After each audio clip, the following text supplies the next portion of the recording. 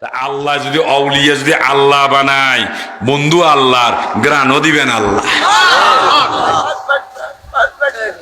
আর যদি নিজে নিজে বনে যায় তাহলে এখানে গ্রান নাই। পোশাকে আশাকে চেহারা সুরতে দরবার দিয়া উলিয়া নয়। আল্লাযিনা আমানু ওয়া কানু ইয়াত্তাকুন, যার মধ্যে ঈমান আছে, যার মধ্যে আল্লাহর ভয় আছে, তিনি আউলিয়া হতে পারবেন। এইজন্য আমার বিষয় ছিল ঈমানটা কিভাবে অর্জিত হয়। চলে রাসূলের দরবারে যায় একটু, আর সমস্ত কিছু এখানেই তো,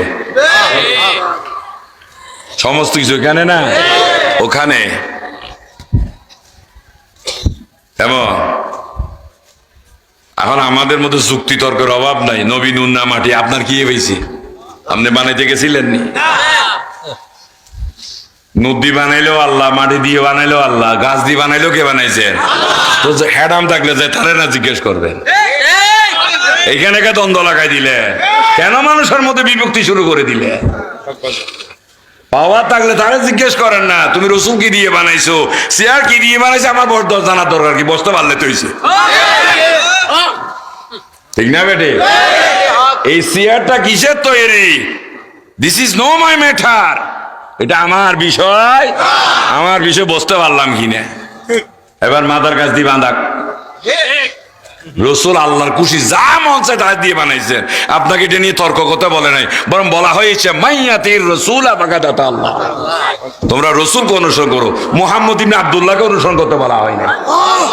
মুহাম্মদ রাসূলুল্লাহ আর মুহাম্মদ ইবনে আব্দুল্লাহর মধ্যে অনেক ডিভাইডেড।